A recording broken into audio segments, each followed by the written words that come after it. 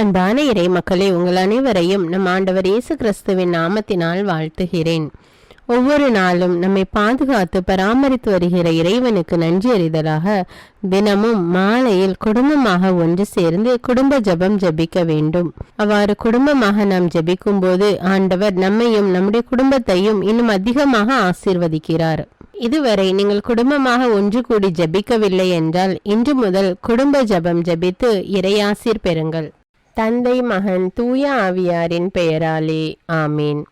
திருச்சிலுவை அடையாளத்தினாலே எங்கள் தீயவர்களிடமிருந்து எங்களை மீட்டருளும்.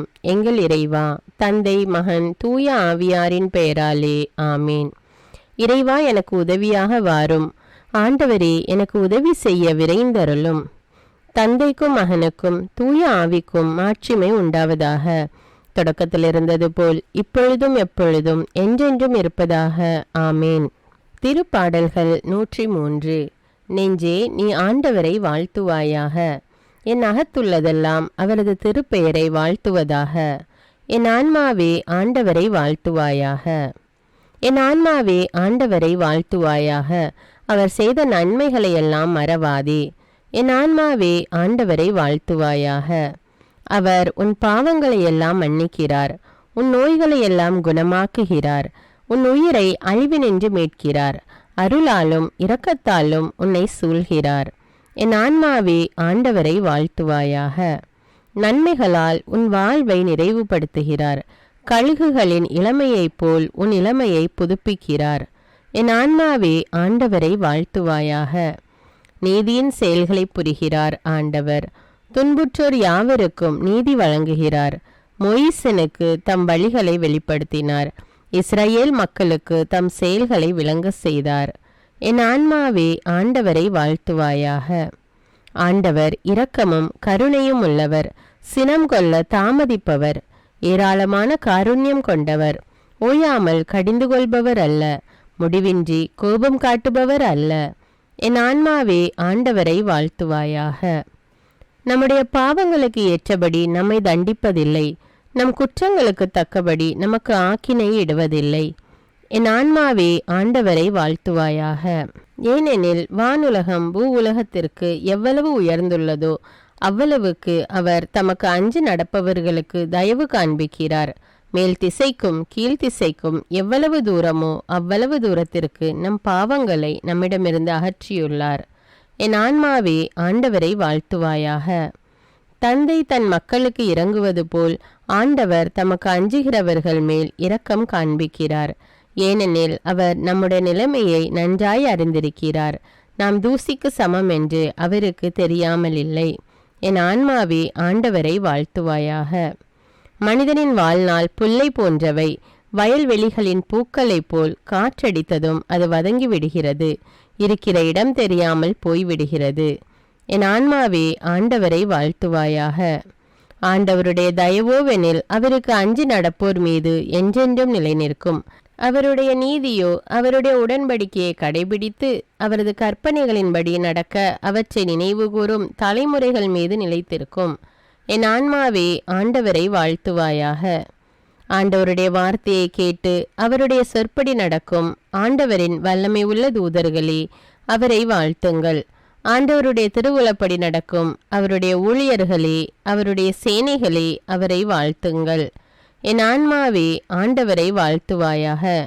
ஆண்டவருடைய சகல படைப்புகளே, அவருடைய ஆளுகை செல்கிற இடமெங்கும் அவரை வாழ்த்துங்கள். என் ஆன்மாவே ஆண்டவரை வாழ்த்துவாயாக. என் ஆன்மாவே ஆண்டவரை வாழ்த்துவாயாக. தந்தைக்கும் மகனுக்கும் தூய ஆவிக்கும் மாட்சிமை உண்டாவதாக.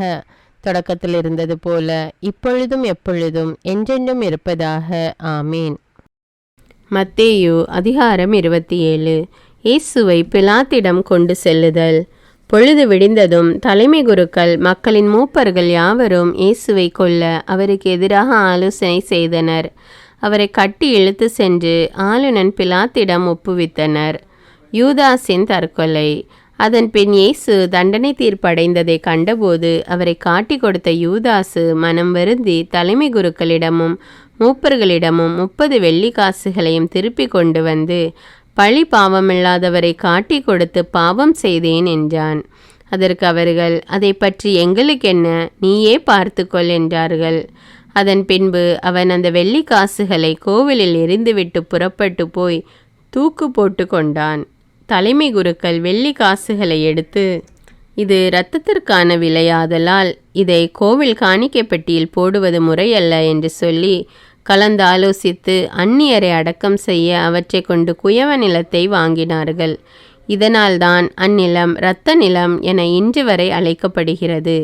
இஸ்ரேல் மக்களால் விலைமதிக்கப்பட்டவருடைய விலையான 30 வெள்ளி காசுகளையும் கையில் எடுத்து ஆண்டவர் எனக்கு பணித்தபடியே அதை குயவ நிலத்திற்கு கொடுத்தார்கள் என்று இறைவாக்கினர் எரேமியா உரைத்தது அப்பொழுது நிறைவேறியது. இயேசுவை பிலாத்து விசாரணை செய்தல். இயேசு ஆளுநன் பிலாத்து முன்னிலையில் நின்று கொண்டிருந்தார். ஆளுநன் அவரை நோக்கி, நீ யூதரின் அரசனா என்று கேட்டான். அதற்கு இயேசு, அவ்வாறு நீர் சொல்கிறீர் என்று கூறினார். மேலும் தலைமை குருக்களும் மூப்பர்களும் அவர் மீது குற்றம் சுமத்திய போது அவர் மறுமொழி எதுவும் கூறவில்லை. பின்பு பிலாத்து அவரிடம், உனக்கு எதிராக எத்தனையோ சான்றுகள் கூறுகிறார்களே, உனக்கு கேட்கவில்லையா என்றான். அவரோ ஒரு சொல் கூட அவனுக்கு மறுமொழியாக கூறவில்லை. ஆகவே ஆளுநன் மிகவும் வியப்புற்றான். இயேசுவுக்கு மரண தண்டனை விதித்தல். மக்கள் விரும்பி கேட்கும் ஒரு கைதியை அவர்களுக்காக விழாவின் போது ஆளுநன் விடுதலை செய்வது வழக்கம். அந்நாளில் பரபா என்னும் பேர் போன கைதி ஒருவன் இருந்தான். மக்கள் ஒன்று கூடி வந்திருந்த போது பிலாத்து அவர்களிடம், நான் யாரை விடுதலை செய்ய வேண்டும் என விரும்புகிறீர்கள், பரபாவையா அல்லது மெசியா என்னும் இயேசுவையா என்று கேட்டான். ஏனெனில் அவர்கள் பொறாமையால் தான் இயேசுவை தன்னிடம் ஒப்புவித்திருந்தார்கள் என்பது அவனுக்கு தெரியும். பிலாத்து நடுவர் இருக்கை மீது அமர்ந்திருந்த பொழுது அவனுடைய மனைவி அவனிடம் ஆள் அனுப்பி, அந்த நேர்மையாளரின் வழக்கில் நீர் தலையிட வேண்டாம், ஏனெனில் அவர் பொருட்டு இன்று கனவில் மிகவும் துன்புற்றேன் என்று கூறினார். ஆனால் தலைமை குருக்களும் மூப்பர்களும் பரபாவை விடுதலை செய்ய கேட்கவும் இயேசுவை தீர்த்து கட்டவும் கூட்டத்தினரை தூண்டிவிட்டார்கள். ஆளுநன் அவர்களை பார்த்து, இவ்விருவரில் யாரை விடுதலை செய்ய வேண்டும், உங்கள் விருப்பம் என்ன என கேட்டான். அதற்கு அவர்கள் பரபாவை என்றார்கள். பிலாத்து அவர்களிடம், அப்படியானால் மெசியா என்னும் இயேசுவை நான் என்ன செய்ய வேண்டும் என்று கேட்டான். அனைவரும் சிலுவையில் அறையும் என்று பதில் அளித்தனர். அதற்கு அவன், இவன் செய்த குற்றம் என்ன என்று கேட்டான். அவர்களோ சிலுவையில் அறையும் என்று இன்னும் உரக்க கத்தினார்கள். பிலாத்து தன் முயற்சியால் பயன் ஏதும் ஏற்படவில்லை, மாறாக கலகமே உருவாகிறது என்று கண்டு கூட்டத்தினரின் முன்னிலையில் தண்ணீரை எடுத்து, இவனது இரத்த பழியில் எனக்கு பங்கில்லை, நீங்களே பார்த்து கொள்ளுங்கள் என்று கூறி தன் கைகளை கழுவினான். அதற்கு மக்கள் அனைவரும், இவனுடைய இரத்த பழி எங்கள் மேலும் எங்கள் பிள்ளைகள் மேலும் விழட்டும் என்று பதில் கூறினர். அப்போது அவர் பரபாவை அவர்கள் விருப்பத்திற்கிணங்க விடுதலை செய்தான். இயேசுவை கசையால் அடித்து சிலுவையில் அறையுமாறு ஒப்புவித்தான்.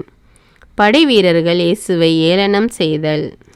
ஆளுநனின் படை வீரர் இயேசுவை ஆளுநன் மாளிகைக்கு கூட்டி சென்று அங்கிருந்த படைப்பிரிவினர் அனைவரையும் அவர் முன் ஒன்று கூட்டினர். அவருடைய ஆடைகளை உரிந்து கருஞ்சிவப்பு நிறமுள்ள தளர் அங்கியை அவருக்கு அணிவித்தனர். அவர்கள் ஒரு முள்முடி பின்னி அவரது தலையின் மேல் வைத்து அவருடைய வலக்கையில் ஒரு கோலை கொடுத்து அவர் முன் முழந்தாள் படியிட்டு, யூதரின் அரசே வாழ்க என்று சொல்லி ஏளனம் செய்தனர். அவர் மேல் துப்பி அக்கோலை எடுத்து அவருடைய தலையில் அடித்தனர். அவரை ஏளனம் செய்த பின் அவர் மேல் இருந்த தளர் அங்கியை கழற்றிவிட்டு அவருடைய ஆடைகளை அணிவித்து அவரை சிலுவையில் அறைவதற்காக இழுத்து சென்றனர். இயேசுவை சிலுவையில் அறைதல். அவர்கள் வெளியே சென்றபோது சீரேனு ஊரை சேர்ந்த சீமோன் என்ற பெயருடைய ஒருவரை கண்டார்கள். இயேசுவின் சிலுவையை சுமக்கும்படி அவரை கட்டாயப்படுத்தினார்கள். மண்டையோட்டு இடம் என்று பொருள்படும் கொல்கொதாவுக்கு வந்தார்கள். இயேசுவுக்கு கசப்பு கலந்த திராட்சை ரசத்தை குடிக்க கொடுத்தார்கள். அவர் அதை சுவை பார்த்த பின் குடிக்க விரும்பவில்லை. அவர்கள் அவரை சிலுவையில் அறைந்த பின்பு குலுக்கல் முறையில் அவருடைய ஆடைகளை பங்கிட்டு கொண்டார்கள். பின்பு அங்கே உட்கார்ந்து காவல் காத்தார்கள். அவரது தலைக்கு மேல் அவரது மரண தண்டனைக்கான காரணத்தை எழுதி வைத்தார்கள். அதில் இவன் யூதரின் அரசனாகிய இயேசு என்று எழுதப்பட்டிருந்தது. அதன்பின் அவருடைய வலப்புறம் ஒருவனும் இடப்புறம் ஒருவனுமாக 2 கள்வர்களை அவருடன் சிலுவையில் அறைந்தார்கள். அவ்வழியே சென்றவர்கள் தங்கள் தலைகளை அசைத்து, கோவிலை இடித்து 3 நாளில் கட்டி எழுப்புகிறவனே, உன்னையே விடுவித்துக்கொள், நீ இறைமகன் என்றால் சிலுவையிலிருந்து இறங்கி வா என்று அவரை பழித்துரைத்தார்கள். அவ்வாறே தலைமை குருக்கள் மறைநூல் அறிஞர்களுடனும் மூப்பர்களுடனும் சேர்ந்து அவரை ஏளனம் செய்தனர். அவர்கள் பிறரை விடுவித்தான், தன்னையே விடுவிக்க இயலவில்லை. இவன் இஸ்ரேலுக்கு அரசனாம். இப்பொழுது சிலுவையிலிருந்து இறங்கி வரட்டும், அப்பொழுது நாங்கள் இவனை நம்புவோம். கடவுளிடம் இவன் உறுதியான நம்பிக்கை கொண்டிருந்தானாம். அவர் விரும்பினால் இப்போது இவனை விடுவிக்கட்டும், நான் இறைமகன் என்றானே என்று கூறினார்கள். அவ்வாறே அவரோடு சிலுவையில் அறையப்பட்டிருந்த கள்வர்களும் அவரை இகழ்ந்தார்கள். இயேசு உயிர் விடுதல். நண்பகல் 12 மணி முதல் பிற்பகல் 3 மணி வரை நாடு முழுவதும் இருள் உண்டாயிற்று. 3 மணியளவில் இயேசு ஏலி ஏலி லெமா சபக்தானி, அதாவது என் இறைவா என் இறைவா ஏன் என்னை கைவிட்டீர் என்று உரத்த குரலில் கத்தினார். அங்கே நின்று கொண்டிருந்தவர்களுள் சிலர் அதை கேட்டு, இவன் எலியாவை கூப்பிடுகிறான் என்றனர். உடனே அவர்களுள் ஒருவர் ஓடி சென்று கடற்பஞ்சை எடுத்து புளித்த திராட்சை ரசத்தில் தோய்த்து அதை கோலில் மாட்டி அவருக்கு குடிக்க கொடுத்தார். மற்றவர்களோ, பொறு, எலியா வந்து இவனை விடுவிப்பாரா என்று பார்ப்போம் என்றார்கள். இயேசு மீண்டும் உரத்த குரலில் கத்தி உயிர்விட்டார். அதே நேரத்தில் திருக்கோவிலின் திரை மேலிருந்து கீழ் வரை 2ஆக கிழிந்தது. நிலம் நடுங்கியது, பாறைகள் பிளந்தன, கல்லறைகள் திறந்தன. இறந்த இறைமக்கள் பலரின் உடல்கள் உயிருடன் எழுப்பப்பட்டன. இயேசுவின் உயிர்த்தெழுதலுக்கு பின்பு இவர்கள் கல்லறைகளில் இருந்து வெளியே வந்து எருசலேம் திருநகரத்திற்கு சென்று பலருக்கு தோன்றினார்கள். நூற்றுவர் தலைவரும் அவரோடு இயேசுவை காவல் காத்தவர்களும் நிலநடுக்கத்தையும் நிகழ்ந்த யாவற்றையும் கண்டு மிகவும் அஞ்சி, இவர் உண்மையாகவே இறைமகன் என்றார்கள். கலிலேயாவிலிருந்து இயேசுவை பின்பற்றி அவருக்கு பணிவிடை செய்து வந்த பல பெண்களும் அங்கிருந்தார்கள். அவர்கள் தொலையில் நின்று உற்று நோக்கி கொண்டிருந்தார்கள். அவர்களுடைய மகதலா மரியாவும் யாக்கோபு யோசேப்பு ஆகியோரின் தாய் மரியாவும் செபதேயுவின் மக்களுடைய தாயும் இருந்தார்கள். இயேசுவின் அடக்கம். மாலை வேளையானதும் அரிமத்தியா ஊரை சேர்ந்த யோசேப்பு என்னும் பெயர் கொண்ட செல்வர் ஒருவர் அங்கே வந்தார். அவரும் இயேசுவுக்கு சீடராயிருந்தார். அவர் பிலாத்திடம் போய் இயேசுவின் உடலை கேட்டார். பிலாத்தும் அதை கொடுத்துவிட கட்டளையிட்டான். யோசேப்பு அவ்வுடலை பெற்று தூய்மையான மெல்லிய துணியால் சுற்றி தமக்கென பாறையில் வெட்டியிருந்த புதிய கல்லறையில் கொண்டு போய் வைத்தார். அதன் வாயிலில் ஒரு பெருங்கல்லை உருட்டி வைத்துவிட்டு போனார். அப்பொழுது மகதலா மரியாவும் வேறொரு மரியாவும் அங்கே கல்லறைக்கு எதிரே உட்கார்ந்திருந்தனர். கல்லறைக்கு காவல். மறுநாள், அதாவது ஆயத்த நாளுக்கு அடுத்த நாள், தலைமை குருக்களும் பரிசேயர்களும் பிலாத்திடம் கூடி வந்தார்கள். அவர்கள், ஐயா, அந்த எத்தன் உயிருடன் இருந்த பொழுது 3 நாளுக்கு பின் நான் உயிருடன் எழுப்பப்படுவேன் என்று சொன்னது எங்களுக்கு நினைவில் இருக்கிறது. ஆகையால் 3 நாள் வரை கல்லறையை கருத்தாய் காவல் செய்ய கட்டளையிடும். இல்லையெனில் அவருடைய சீடர்கள் ஒருவேளை வந்து அவன் உடலை திருடி சென்றுவிட்டு இறந்த அவர் உயிருடன் எழுப்பப்பட்டார் என்று மக்களிடம் சொல்ல நேரிடும். அப்பொழுது முந்தின ஏமாற்று வேலையை விட பிந்தினது மிகுந்த கேடு விளைவிக்கும் என்றனர். அதற்கு பிலாத்து அவர்களிடம், உங்களிடம் காவல் வீரர்கள் இருக்கிறார்கள், நீங்களே போய் உங்களுக்கு தெரிந்தபடி கருத்தாய் காவல் செய்யுங்கள் என்றார். அவர்கள் போய் கல்லறையை மூடியிருந்த கல்லுக்கு முத்திரையிட்டு காவல் வீரரை கொண்டு கருத்தாய் காவல் செய்ய ஏற்பாடு செய்தார்கள். பாவங்களுக்காக மனம் வருந்தி மன்னிப்பு கேட்போம். எல்லாம் வல்ல இறைவனிடமும் எப்போதும் கன்னியான பரிசுத்த மரியாவிடமும் அதிதூதரான தூய மிக்கேலிடமும் திருமுழுக்கு யோவானிடமும் திருத்தூதரான தூய பேதுரு பவுலிடமும் தூயவர் எல்லாரிடமும் நான் பாவி என்று ஏற்றுக்கொள்கின்றேன். ஏனெனில் என் சிந்தனையாலும் சொல்லாலும் செயலாலும் பாவங்கள் பல செய்தேன். என் பாவமே, என் பாவமே, என் பெரும்பாவமே. ஆகையால் எப்பொழுதும் கன்னியான தூய மரியாவையும் அதிதூதர் தூய மிக்கேலையும் திருமுழுக்கு யோவானையும் தூயவர் எல்லோரையும் எனக்காக வேண்டிக் கொள்ள மன்றாடுகிறேன். எல்லாம் வல்ல இறைவன் நம்மீது இரக்கம் வைத்து நம்முடைய பாவங்களை மன்னித்து நம்மை நிலையான வாழ்வுக்கு அழைத்து செல்வாராக. ஆமேன். எல்லாம் வல்ல இரக்கமுள்ள ஆண்டவர் நமக்கு பாவ மன்னிப்பும் பொறுத்தலும் விமோச்சனமும் அளிப்பாராக. ஆமேன். குடும்ப மன்றாட்டு.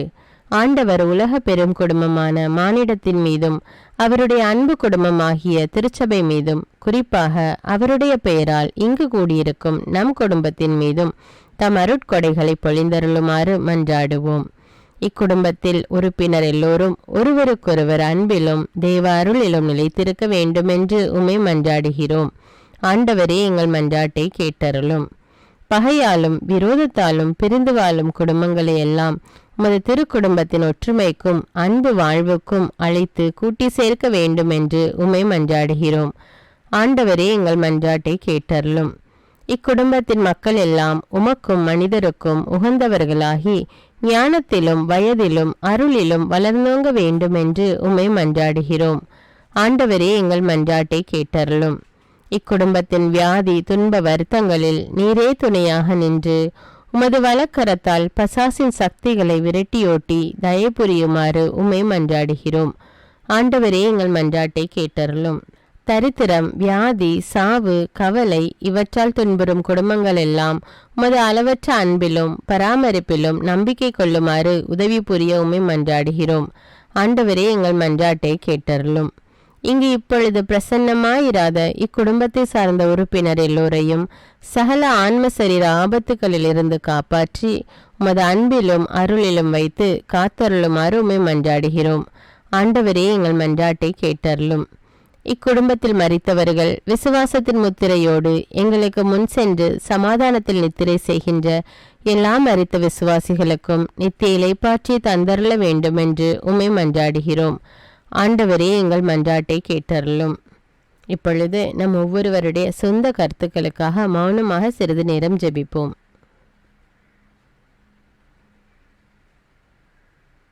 எல்லாம் வல்ல சர்வேஸ்வரா, உமது திருமகன் இயேசு கிறிஸ்து மரியாளுக்கும் சூசையப்பருக்கும் பணிந்து குடும்ப வாழ்வை சொல்லறிய புண்ணியங்களால் அர்ச்சிக்க வேண்டும் என்று திருவுளமானீர். அவருடைய பெயரால் இங்கு கூடியிருக்கும் இக்குடும்பத்தை கண்ணோக்கி பாரும். அத்திரு குடும்பத்தின் முன்மாதிரிகையை இக்குடும்பமும் கண்டு பாவித்து இறுதியில் திரு ஏக சர்வேஸ்வரனாய் வாழும் உமது நித்திய குடும்பத்திற்கு வந்து சேர அருள் புரியும். உம்மோடும் பரிசுத்த ஆவின் ஐக்கியத்தில் சர்வேஸ்வரனாய் என்றென்னும் வாழ்ந்து ஆட்சி செய்கின்ற எங்கள் ஆண்டவரும் உம்முடைய சுதனுமாகிய அதே இயேசு கிறிஸ்துவின் வழியாக உம்மை மன்றாடுகிறோம். ஆமீன். இயேசு வாழ்ந்து இறந்தார் என்பது நற்செய்தி அல்ல.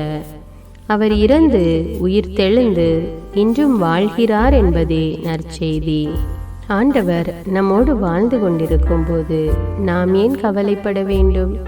நம்முடைய மன்றாட்டுக்கள் விண்ணப்பங்கள் அனைத்தையும் நன்றியோடு நம் ஆண்டவருடைய சமூகத்தில் இப்பொழுது எடுத்து வைப்போமா?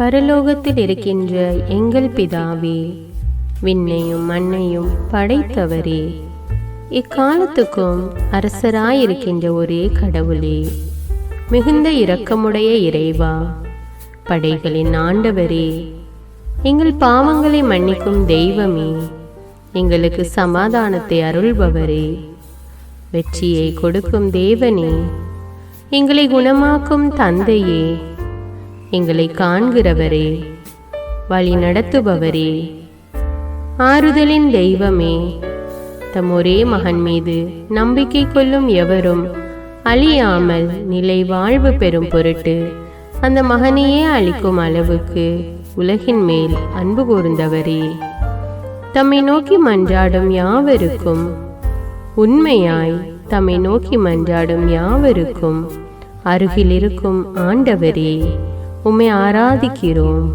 உம்மை போற்றுகிறோம், உம்மை துதிக்கிறோம், உமக்கு நன்றி செலுத்துகிறோம். ஆண்டவராகிய இயேசுவே, எங்கள் மெசியாவே, எங்கள் நல்லாயனே, உலகின் ஒளியானவரே, எங்கள் மீட்பரே, வாழ்வும் வழியும் உண்மையுமானவரே, பரலோகத்திலிருந்து இறங்கி வந்த இயேசுவே, பாவியை தேடி வந்த இயேசுவே, நோயுற்றோரை குணப்படுத்தும் இயேசுவே, உலகின் பாவங்களை போக்கும் செம்மறியே, உம்மை அன்பு செய்கிறோம், ஆராதிக்கிறோம்.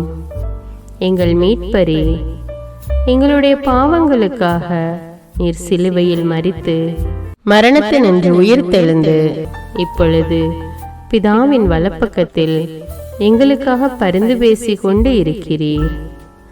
உம்மை எங்கள் மீட்பராக ஏற்றுக்கொண்டு உமது பாதத்தில் விழுந்து உமக்கு எங்களை ஒப்பு கொடுக்கிறோம். உமது திரு இரத்தத்தால் கழுவி எங்களை நீதிமான்களாய் மாற்றும் ஆண்டவரே, நாங்கள் செய்த எல்லா பாவங்களையும், குறிப்பாக எங்களுக்கு சாபத்தை கொண்டு வந்த பாவங்களுக்காகவும் மனம் வருந்துகிறோம். எங்களை மன்னியும் தெய்வமே. எங்கள் முன்னோர்களின் பாவங்களினால் ஏற்பட்ட சாபங்களையும் நீர் சிலுவையில் சுமந்து தீர்த்தீர் என்று விசுவசிக்கிறோம். பாவங்களையும் சாபங்களையும் நீக்கி எங்களுக்கு விடுதலையை தாரும். எங்கள் மீட்பரே, உமக்குள் நாங்கள் மன்னிப்பை பெற்றது போலவே எங்களுக்கு தீமை செய்தவர்கள், எங்களை தவறான பாதையில் நடத்தியவர்கள் அனைவரையும் உமது சித்தத்தின்படியே மன்னிக்கிறோம். எங்களை ஆசீர்வதியும். தூய ஆவியானவரே, மாட்சிமிக்க ஆவியானவரே, வாழ்வு தரும் ஆவியானவரே, வல்லமையின் ஆவியானவரே, எங்கள் தேற்றரவாளரே, திடம் தருபவரே, மகிழ்ச்சியின் ஆவியானவரே, விண்ணப்பிக்கும் ஆவியானவரே, நோய் நீக்கும் ஆவியானவரே, பாவத்தை உணர்த்தும் ஆவியானவரே, புது இதயம் அருள்பவரே, புது வாழ்வு அருள்பவரே, இறுதி நாளில் மாந்தர் யாவர் மேலும் ஊற்றப்படும் ஆவியானவரே, சத்தியத்திற்குள் எங்களை வழிநடத்துபவரே, எங்களை உயிர்ப்பிக்கும் ஆவியானவரே, கொடைகளை அருள்பவரே, பாவத்தையும் சாபத்தையும் நீக்குபவரே, உம்மை ஆராதிக்கிறோம், அன்பு கூறுகிறோம், நன்றி செலுத்துகிறோம். எங்களை ஆசீர்வதியும். மூவரு தெய்வமே, எங்களுடைய ஆவி, ஆன்மா, உடலை உமக்கு ஒப்பு கொடுக்கிறோம். எங்கள் ஆண்டவராம் இயேசுவின் வருகையில் நாங்கள் குற்றமற்றவர்களாய் காணப்பட, நீதிமான்களாய் நிற்க உம்முடைய அருளை வேண்டுகிறோம். தூய்மையின்றி எவரும் கடவுளை காண முடியாது என்ற உண்மையை நாங்கள் அறிந்திருப்பதால் தூய்மை எங்கள் சிந்தனைகளை ஆட்கொள்ள வேண்டுமாய் உம்மிடம் தாழ்ந்து பணிந்து மன்றாடுகிறோம். நீங்கள் இயேசுவை ஏற்றுக்கொண்டபடியே அவருக்குள் வேறு கொண்டவர்களாகவும் அவர் மேல் கட்டப்பட்டவர்களாகவும் அவருக்குள் நடந்து கொள்ளுங்கள் என்ற மறை உண்மை எங்கள் வாழ்வின் அனுபவமாக உம்மிடம் ஜெபிக்கிறோம். நாங்கள் இயேசுவாக வளர்வதற்கு எங்கள் இதயத்தில் விருப்பத்தை உருவாக்குமாறு மன்றாடுகிறோம். உங்கள் பகைவர்களிடம் அன்பு கூறுங்கள். உங்களை சபிக்கிறவர்களை ஆசீர்வதியுங்கள். உங்களை பகைக்கிறவர்களுக்கு நன்மை செய்யுங்கள். உங்களை துன்புறுத்துவோருக்காக இறைவனிடம் வேண்டுங்கள் என்ற உமது திரு வசனங்களின்படி நாங்கள் வாழ்வதே உமது திருவுலமாகையால் உமக்கு கீழ்ப்படிந்து வாழும் அருளை எங்களுக்கு தாரும் சுவாமி. தீமையை நன்மையால் வெல்லுங்கள் என்ற இறை வார்த்தையின்படியே தீமைக்கு பதில் நன்மை செய்யும் திவ்ய சுபாவத்தை எங்களுக்கு தாரும். என் பொருட்டு மக்கள் உங்களை இகழ்ந்து துன்புறுத்தி உங்களை பற்றி இல்லாதவை பொல்லாதவை எல்லாம் சொல்லும்போது நீங்கள் பேறு பெற்றவர்களே, மகிழ்ந்து பேறு வகை கொள்ளுங்கள். ஏனெனில் விண்ணுலகில் உங்களுக்கு கிடைக்கும் கைமாறு மிகுதியாகும் என்ற உமது போதனையின்படியே எங்களுடைய இறை வாழ்வில் மற்றவர்கள் எங்களை புறக்கணிக்கும் போதும் நிந்தைக்குள்ளாக்கும் போதும் தீயதை பேசும்போதும் நாங்கள் அமைதி காத்து உமது பாடுகளை தியானித்து மிக சிறிய பாடுகளும் எங்களை இயேசுவை போல மாற இயேசுவுக்கு சாட்சி பகர உதவும் என்றுணர்ந்து அதுபோன்ற சூழ்நிலைகளில் உமக்கு நன்றி கூறுவதே உயர்வானது என்று நாங்கள் உணர செய்தருளும். இயேசுவே, கடவுள் வடிவில் விளங்கிய நீர் உம்மையே வெறுமையாக்கி அடிமையின் வடிவை ஏற்று மனிதருக்கு ஒப்பானீர். மனித உருவில் தோன்றி சாவை ஏற்கும் அளவுக்கு அதுவும் சிலுவை சாவையே ஏற்கும் அளவுக்கு கீழ்ப்படிந்து உம்மையே தாழ்த்தி கொண்டீர். உன்னதங்களில் வாழும் நீர் எங்களுடைய மீட்புக்காக உம்மையே தாழ்த்தி பூவுலகத்திற்கு வந்ததை நாங்கள் உணர செய்தருளும். உமது தாழ்மையையும் தூய்மையையும் நாங்கள் அணிந்து கொள்ள எங்களுக்கு அருள் தாரும். மற்றவர்கள் உயர்விலும் மேன்மையிலும் நாங்கள் மகிழ்வடையும் மனதை எங்களுக்கு தாரும். பிதாவின் திருவுளத்தை நிறைவேற்றுவதே என் உணவு என்றுரைத்த இயேசுவே, பெருமையையும் சுயநீதியையும் எங்களிடமிருந்து நீக்கி தேவ நீதியை எங்களுக்குள் வைத்தருளும். மற்றவர்கள் எங்களுக்கு என்ன செய்ய வேண்டும் என்று நாங்கள் விரும்புகிறோமோ அதையே அவர்களுக்கு செய்ய வேண்டும் என்ற உமது போதனைக்கேற்ப மற்றவர்களுக்கு நன்மை செய்யவும் உதவவும் கொடுக்கவும் எங்களுக்கு உதவியருளும்.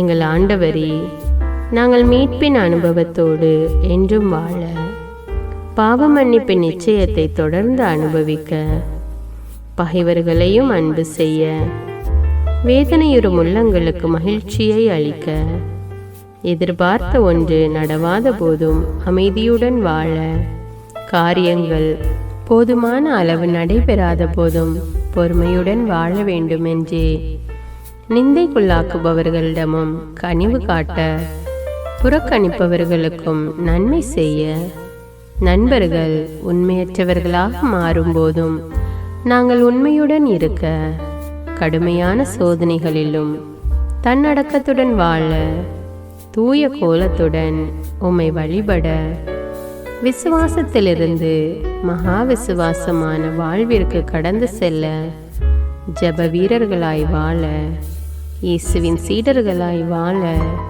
இயேசுவுக்கு சாட்சி பகர மன்றாடுகிறோம். எங்கள் விண்ணப்பங்களை ஏற்று ஆசீர்வதியும். எதை பற்றியும் கவலைப்பட வேண்டாம். ஆனால் நன்றியோடு கூடிய இறைவேண்டல், மன்றாட்டு ஆகிய அனைத்தின் வழியாகவும் கடவுளிடம் உங்கள் விண்ணப்பங்களை தெரிவியுங்கள். அப்பொழுது அறிவெல்லாம் கடந்த இறை அமைதி கிறிஸ்து இயேசுவோடு இணைந்துள்ள உங்கள் உள்ளத்தையும் மனத்தையும் பாதுகாக்கும் என்ற உமது கட்டளையின்படியே எங்கள் விண்ணப்பங்களை உமது பாதத்தில் சமர்ப்பிக்கிறோம். குறிப்பாக இப்பொழுது உங்களுடைய விண்ணப்பங்கள் என்னவென்று மௌனமாக கூறுங்கள். சர்வ வல்லவரே, விண்ணப்பத்தை கேட்பவரே, இரக்கங்களின் கடவுளே, ஆசீர்வதிக்கிறவரே, அற்புதங்களையும் அதிசயங்களையும் செய்பவரே, உமது திருவுளத்தின்படியே எங்களை ஆசீர்வதியும். உம்மை நாங்கள் காண்பதற்கு எங்கள் கண்களை தூய்மையாக்கும். உமது குரலை நாங்கள் கேட்பதற்கு எங்கள் செவிகளை திறந்தருளும். எங்களுக்கு ஆறுதலையும் தேறுதலையும் சமாதானத்தையும் தந்து ஆசீர்வதியும். உமக்கு நன்றி செலுத்துகிறோம். கோடானு கோடி நன்றி செலுத்துகிறோம். துதி, கன, மகிமை, மாட்சிமை யாவற்றையும் உமக்கே செலுத்துகிறோம். எங்கள் ஆண்டவராம் இயேசுவின் இனிய நாமத்தில் ஜெபிக்கிறோம் எங்கள் நல்ல பிதாவே, ஆமீன். இந்த வீடியோ உங்களுக்கு பயனுள்ளதாக இருந்தா என்பதை எனக்கு கமெண்ட்ஸில் தெரியப்படுத்துங்கள். மேலும் இந்த வீடியோவை பிறரோடு ஷேர் செய்து கொள்ளுங்கள். நன்றி.